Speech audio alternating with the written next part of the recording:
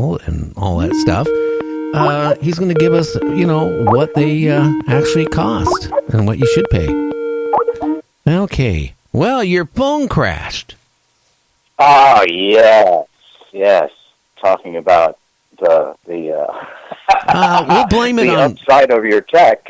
Yeah, well, maybe it's because we talked about MasterCharge. We talked about, or I did anyway, like a big mouth I am. And then we talked about Microsoft, and then we talked about Google.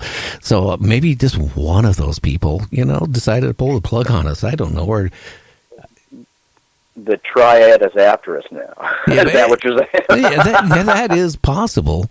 Did your battery run dead, or did the phone decide to update or do something weird? Well, it's partially the phone. It wasn't wanting. I was actually. It was running low on power, and I plugged it in while we were chatting, and it did not seem to want to take the charge. So I had to actually swap the batteries out. So now I have a fresh, mostly completely charged battery in this thing right now. So we should be good for a little while longer. Okay. I normally use Samsung. I've had no problems with Samsung cell phones. The batteries seem to last forever. And then I went to this other manufacturer, which I won't say, but I've had this phone maybe 13 months and this is the third battery on it. And, wow. They just die after a couple months of charging them. And I don't know. Cell phones, I hate to say it, especially the prices you pay for them. But you know what? My wife, she works for a major computer manufacturer. They supply her a cell phone, because she needs it for her job in case they have to get a hold of her. The major manufacturer, said that the phone life is like 18 months. Really? Yeah. That's crazy. And it's one of the biggest cell phone manufacturers. And the little note in there said the average life on the cell phone is about 18 months. So you can figure that out. Wow.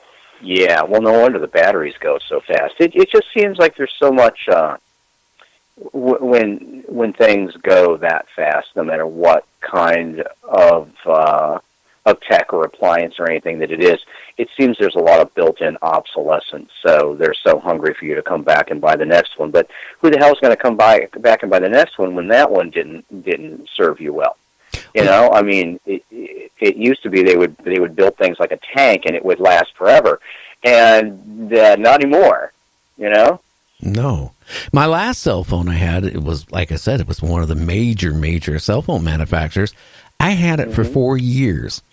And, I said, well, gee, this other phone, and it was expensive. To replace it now, even with the same phone I had then, would have been like $800-900. I have a tendency sometimes of dropping them, and I'm not going to pay $800-900 or their insurance either way. But I went to a different brand, which is a big company, but, quite a bit cheaper. I guess you get what you pay for. Well, I think that's true as well. I mean, sometimes in the mid-range, it seems like you can find some things that are more economical that actually work for a while. But a lot of times you do. You get what you pay for, and you do want to pay a little bit more to get something with that lasts longer, has better features, and that it just holds up better. Oh, yeah. Well, yeah, it's definitely true. Now, I got to ask you a question. Do you have any scary story? I know it's not Friday, but do you have any scary stories you can tell the audience? Anything?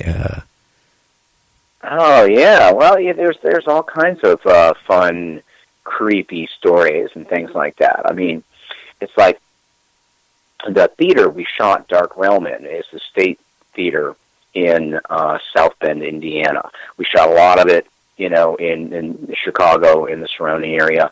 But we were able to get this great old theater, the State Theater in South Bend, and actually, Vinny was able to get the theater in for us, and it's a beautiful theater. You see it, throughout the movie, and even in the opening credits, he's got some great camera work of like this old, great, architecture in this old theater. And it had an interesting life because it started as a vaudeville house originally, and then went and became a movie theater. There was a screen in there that we had to raise up out of the way. Excuse me. And then later in its life, it had been closed down for a while, and it came back later. And they actually used it as a church, which many churches will go in and kind of repurpose a theater because of the way it's set up with the stage and the seating. And then after that, it had its last life before it went back to being a theater was as a nightclub, which is really funny, coming on the heels of being a church, right from the saints to the sinners, as right. they say. Yeah. So it had a really rich, great history. But it had all kinds of rumors that it was actually haunted, and we referenced this in the film as well. And in fact, we wanted to, on the extras in the DVD, we wanted to do actually have a ghost hunt and do some sort of a paranormal walkthrough of the whole facility, and we never had the time to do that because we have some friends. I know you have some friends in the ghost hunting world that were interested in doing that, but we could never work it out schedule wise. So it goes back into its history when it opened as a vaudeville house. And one of the big rumors was that the original owner, that you could see his spirit, his ghost, standing from the stage. You could see him standing up in the balcony during performances. And I kept looking while we were shooting the film, and I never saw him. But Cherry's Jubilee, who is in the film along with me and everyone else, who does a wonderful staple gun act later in the film that everybody has to see as well. It's another one of those moments that everybody walks away talking about is her staple gun act. Now, I got to ask you a question. At one point, one of my sons worked with me when we owned several businesses in the past. One was a bicycle shop, and the other one was an indoor skateboard park. And very cool. Yeah, well, I don't know. I was too old for the young kids, especially, I still have a skateboard tattoo on my arm. Anyway, and I'm old. But, they actually was shocked. They said, did they have skateboards back when, the cover wagon days? Mm-hmm. But my son one day, these big commercial staplers? Mm-hmm. Okay. Yeah. He got... For some reason, I don't know what maybe he was on something. I have no idea. All of a sudden, I felt like this stinging. It really hurt my back, and he just laid a whole bunch of staples into me and then he goes, "Oh, I'm sorry," and then he pulled them all out for me, which felt good getting them out. Then about a week later, he did it again. When I bent over, he couldn't resist. Bang, bang, bang, bang. Well, that's my story of staples anyway. After that, were you crushing up his medication and putting it in his applesauce or things like that? No, I actually I waited a few weeks, okay, and then he was sitting in a chair and he didn't have his legs crossed over, and I go, "Hey, this is a good time to shoot him," and I shot him with a stapler. Yeah, and boy, did he! Shot him with a what? I shot him with the electric stapler. I mean, this is the one that you staple on the wall type of staples, the ones that are, like half-inch long, And I tell you, I never heard anybody scream with a high-pitched sound ever in my life. That's some proper revenge right there, yeah. And then he had enough nerve and said, "Dad, why did you do that?" And I said, "You know what it felt like? I have like 30, 40 staples in my back." Yeah, thanks. Well, that's a turnabout. It's fair play sometimes. It is, but and that's exactly the kind of stapler that Cherry uses in the movie. I mean, have you hit that point yet? Did you get to the point where you saw Cherry and the staple gun with the cards? No, I know it played when but I was sleeping. But yeah, I'm coming over to your house with stimulants and hot girls, and we're going to watch the film together, and you'll just have to be up all night long. Well, this Saturday, because Michael Hall can't do his show, he was in the hospital on Monday. We're going to do a replay. I hope he's all right. Oh yeah, he's fine. Right, but I'm going to do a replay, which I don't even have to be in the studio while it's playing. I just set it on, and I'm going to go into my bedroom. and I'm going to finish. I'm going to start it from the beginning into the end, and and I can watch it. I don't mind my wife snoring.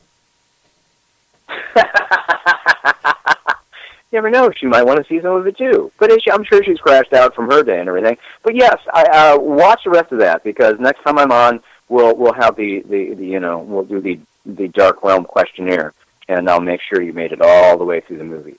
But and the credits as well. Yeah. Oh yeah. Now let's get back to this the story about So Cherry story. Anyway, Cherry was backstage waiting, in the wings to bring me a prop on stage during the shooting of the show, which we shot in front. We did with a call for a live audience, and so those are real people we shot the show in front of. It's the same way that you would see it, there. We're not using movie magic there. The movie magic's in the narrative part, but the stage show is as it is. So she's in the wings going to bring me on there, and she said she felt someone come up and pat her on the head, and she turned around and there was nobody in sight in there. So we did have a few experiences like that.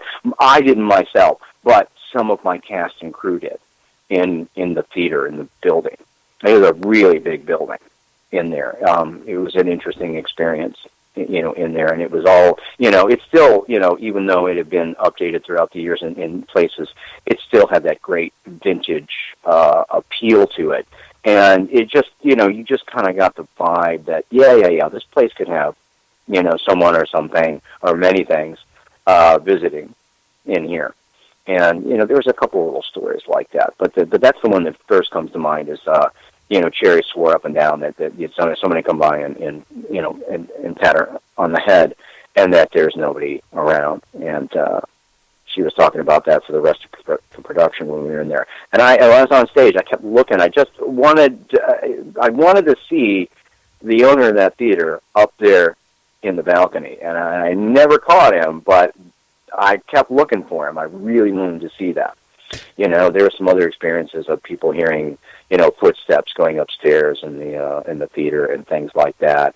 And it had this wonderfully super creepy Freddy Krueger-esque basement underneath the facility, which was really great and creepy and cool. And actually, there was some friends who did a photo shoot down under there, and because they liked the effect of it so much. So, great building, and, just such an eerie vibe in the whole thing, which is, of course, just added to the fact that we got to shoot the movie in there, that there were actually all of that history and the stories about it, and then people experiencing things like that for themselves right in the theater where we shot the movie. So, Dark Realm has this nice patina of spooky weirdness to it, and that went all the way through to the making of the movie. You guys ought to contact like Comet, network, and see if you get them to run it, because I think it would really be awesome. Because like I said, I've always been into, sci-fi and horror movies my whole life. But, I didn't even realize till I went on and searched Facebook, how big and these groups are with people. And instead of having like 5,000 or 6,000 into them, there was one that had like 55,000 people that are in it. Oh, yeah.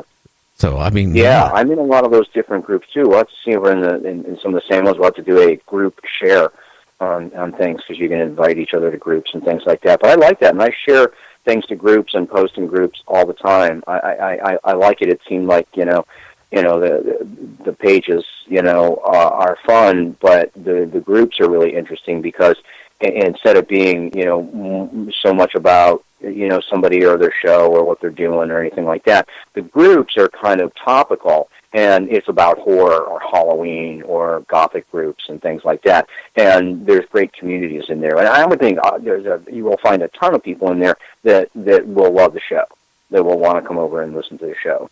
Oh yeah, I already have. That's I think why some of my audiences picked up. Now, in all these horror movies you've been in and made and helped write and help direct in little parts of it and stuff like that, have you ever had anything paranormal happen or anything really scary or strange happen while you were making a movie?